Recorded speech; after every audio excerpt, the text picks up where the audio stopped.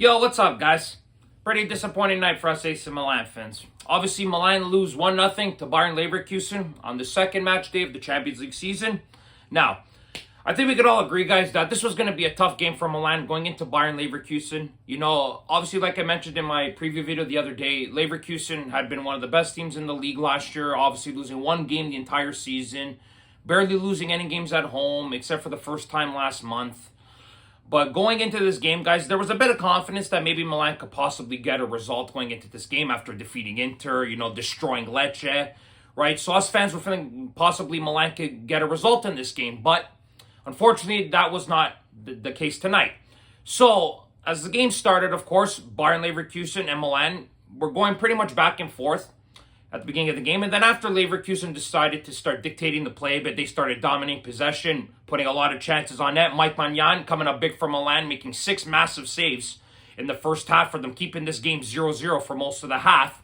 Milan obviously had a bit of a wake-up call when Boniface scored, but luckily enough, Frimpong was just slightly offside when he was going in for the cross, when he put it into Boniface. So Milan was luckily enough that he was offside. The game stayed 0-0, of course, until the second half started. Then, when the second half started, not even 5 to 6 minutes in, you see Grimaldo finds in the open space. Garcia puts in the ball. Grimaldo makes a beautiful little backheel pass to Frimpong. He takes the shot, and Boniface is wide open in the box, ready to pounce on the opportunity. He takes the strike on the open net, and boom, it's 1-0 Leverkusen. But then after that, guys, I have to say, once Milan went down, they decided to start playing. And that's the most frustrating thing about this game, guys, is that Milan had to go down a goal for them to starting to wake up and play the game. But as soon as Leverkusen scored that goal, Milan started attacking. Not even 4 or 5 minutes later, after Leverkusen scored the goal, Christian Pulisic puts in a great ball to Tijjani Reinders. And I have to say, guys, I'm getting really sick and tired of Tijjani Reinders' inability to finish opportunities in the box, okay? Once again, he is wide open in the box, and instead of taking the shot on the one time, he pulls the ball back, giving everybody an opportunity to get themselves positioned. Then he takes the shot and hits Hardetsky right in the hand. I'm starting to get really frustrated with Reinders, guys, and his finishing, because when I see him playing for the national team, this guy finishes almost everything that he gets a shot on net. But for Milan, it seems like it's mission impossible for this guy to score a fucking goal for us. So he doesn't score, and it stays 1-0 Leverkusen. Then I think Milan's next best opportunity came in the 72nd minute. Milan had subbed off Tammy Abraham for Morata. Fofana puts in a great cross to Morata. Morata heads it, but it goes right to Leverkusen's keeper Hardetsky. But then not even 30 seconds later, Morata pressures Hardetsky, and he almost scores it, making the goalkeeper unaware that he was there. But unfortunately enough, the ball goes sky high over the net, and it's still 1-0. But Milan's best opportunity, guys, for me, probably came in the 81st minute, where Theo Hernandez gets the ball right outside the box. He takes a strike. The ball's deflected. It goes up, hits the crossbar. The ball bounces down on the ground. Unluckily for Morata, he heads it, but he hits it just past the post, and it doesn't go in. And for me, guys, that was probably Milan's last best chance of the game. They lose this game 1-0. But, guys, don't think I forgot about this game and what the controversy was about. This referee, my God, this referee, guys, he was an absolute disaster. I will agree with you that. Especially on 3 specific plays in this game where I felt this ref was completely incompetent. The first one was obviously in the first half, and around the 28th minute mark, Teo tries to make a run, and Tapsoba literally slaps Teo, and the ref is right there, and he lets play continue. Tapsoba easily gets easily a yellow card there, a yellow card offense. For sure, that's easily a yellow card, okay? Easily. Then we forget what happened in the 40th minute near the end of the first half where Abraham gets tripped up by him. It's a bit of a controversial call. It's 50-50. Could have been a penalty. It could have not have been. But the referee doesn't call the penalty. Tapsoba gets away with it again. That's another controversial play. Then we obviously have in the 86th minute, Rafael's in the corner. Robert Andrick completely jumps on him almost, fouls him like no tomorrow. Referee tells Rafa to get up. That's easily another foul right there. Then obviously the biggest controversy of the match was in extra time, injury time, where Ruben Loftus-Cheek gets stamped on right outside the box, but they can't review it because it's not inside the box. Referee lets the play go, and then the game ends, of course. Now, I'm not saying that Milan would have scored on one of these opportunities, but at least there would have been a chance. And if you guys saw the fouls, Leverkusen had 15, Milan had 4. But Milan had 3 yellow cards out of the 4 fouls they committed. Leverkusen had 2 out of the 15. Incompetent refereeing today, guys.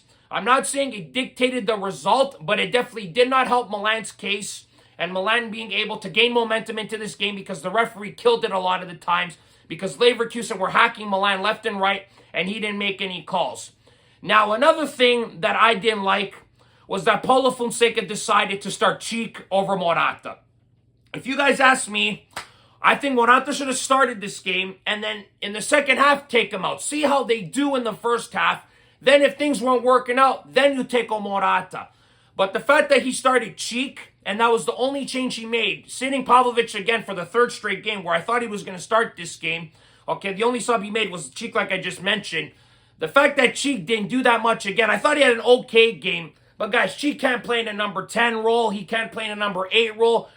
If Cheek cannot adapt to a role other than a box-to-box midfielder, what the hell is the point of playing him, honestly?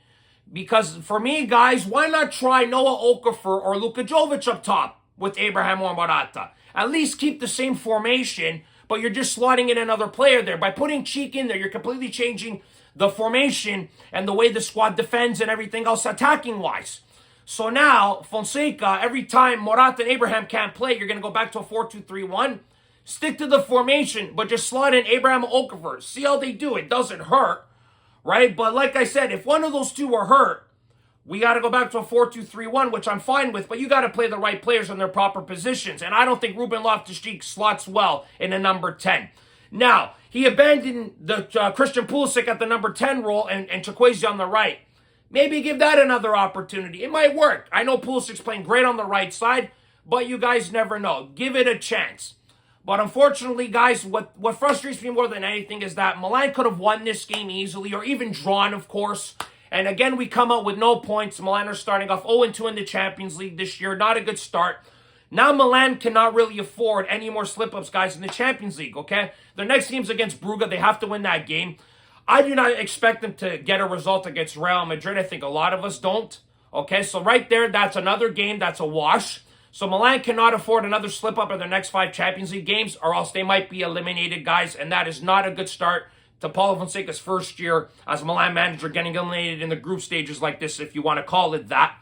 Right? So let's hopefully now that Milan can respond well in their next game on Sunday night against Fiorentina. They're going to need a massive, massive game to make us forget about this game here. But if Milan continue to play the way they have been, even in this game against Leverkusen, if they play the same way they did tonight against Fiorentina, Milan should win this game. I saw a lot of positives in this game. Okay, lots of positives. But some negatives, of course. I did not like how we were stagnant in the first half. We need to start attacking from the first minute, not when we're down by a goal. But like I said before, season's still young, but Milan got to get this shit out of their system and start playing a full 90 minutes instead of playing 30 or 40 minutes a game, guys. But guys, thank you very much for watching this video. As always, click like if you like this video. Subscribe if you guys want to see more content. Forza Milan sempre, guys. And remember, if you do not watch sports, you are more. Ciao, guys.